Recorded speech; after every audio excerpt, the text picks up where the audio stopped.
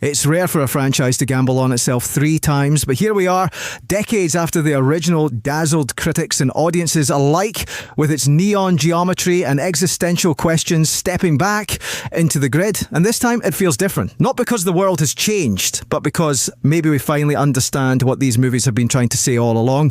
We've built our own digital prisons, we've uploaded our souls to the cloud, and now a story about programs crossing into our world doesn't feel like fantasy anymore. It feels like Tuesday. Before we dive deeper into the code, do us a favour and hit that subscribe button. Trust us, you'll want to be here when we break down what happens when AI stops being artificial and starts being a little too real.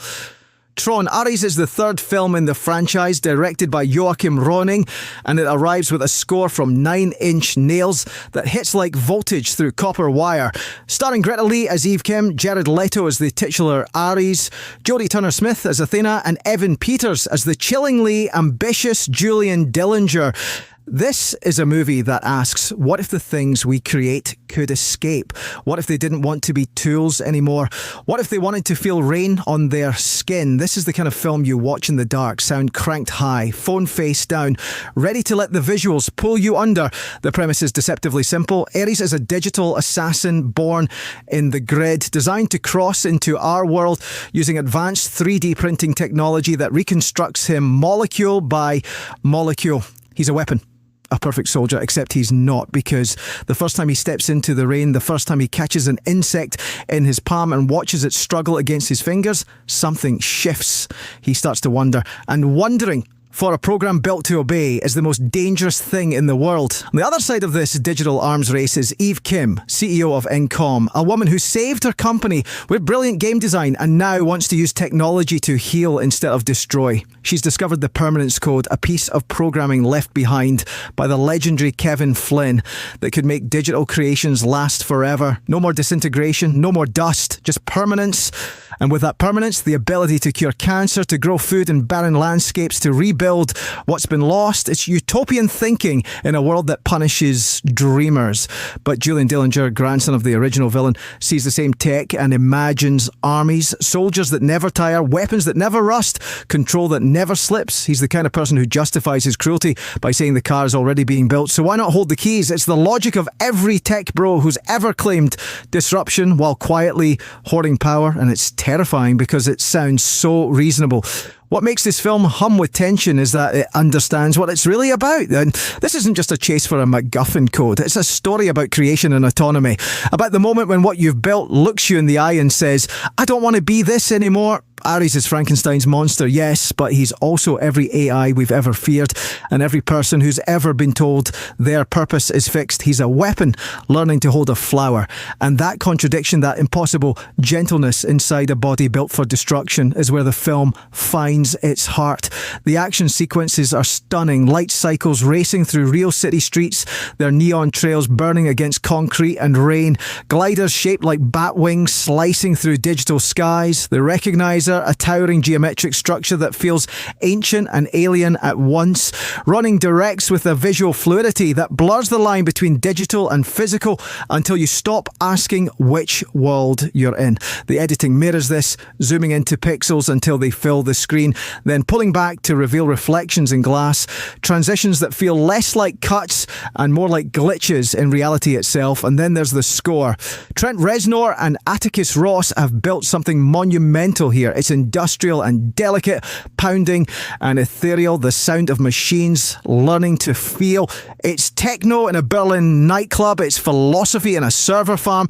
It elevates every frame, turning what could have been shallow spectacle into something that resonates in your chest long after the credits roll. Remember when I said this feels different? That's because it doesn't just ask if AI will replace us. It asks if AI will want to be us. And more than that, it wonders if we'll recognize the humanity in something we designed to have none. Ares meets a mother and her son in the rain, and that's what he remembers. Not the mission, not the code, the rain, the connection, the quiet proof that life is more than programming. Greta Lee brings a grounded warmth to Eve that makes her easy to root for. She's not a tactical genius, she's a dreamer, forced to become a fighter, and you feel every moment she's out of her depth. Jodie Turner-Smith's Athena is all sharp edges and smoky eyes, a soldier who starts to see the cracks in her orders, and Jared Leto, though not given the depth this character truly deserves, still manages to make Ares' awakening feel genuine in small, quiet moments. This is a film that wears its influences proudly. Frankenstein, yes, the Iron Giant, Blade Runner, the Terminator, but it's not derivative. It's in conversation with those stories, asking the same questions through a new lens. What does it mean to be alive? Who decides your purpose? And what happens when you refuse the role you've been given? We live in a world where AI is being sold to us as inevitable, as progress that can't be stopped, only steered. The arguments sound exactly like Julian Dillinger's pitch to military leaders. The same logic that says regulation is pointless because someone, somewhere, is already building it. Ares doesn't pretend to have answers, but it does something more valuable. It makes you feel the weight of the question. There are moments in this movie that land with unexpected poignancy. A digital being realizing that everything's impermanence, even code. A CEO understanding that the things she creates can't be controlled, only released. A program choosing kindness when destruction would be easier. These aren't grand speeches, they're small human moments in a film about machines, and they stick with you. The world is geometry and light, circuit boards and rain-slicked streets. The fight choreography feels like time-lapse fire, dancing, trails of neon inscribing the air with motion. Helicopters gaze down on cities that mirror circuit boards, grids within grids, and you start to see the pattern. We've been living in the grid all along. We just didn't notice. Maybe that's what movies like this remind us, that we still care, that beneath the noise and the spectacle and the philosophical posturing, there's something fragile and beautiful about watching a weapon decide it would rather be something else, about seeing a person choose hope when cynicism is so much safer, about believing that the future isn't written yet, even when it feels like someone's already holding the keys. If you haven't seen Tron, Ares yet, you're in for something special. It's loud and gorgeous and surprisingly tender. It's a rave that doubles as a meditation, and when the lights fade and the credits roll, you'll sit there for a second, letting the last echoes of Nine Inch Nails wash over you and think, yeah, that's what movies are supposed to feel like, so go watch it on the biggest screen you can find with the best sound system available. Let it pull you into the grid one more time, and when Ares looks up at the rain and realises he's alive, you'll feel it too.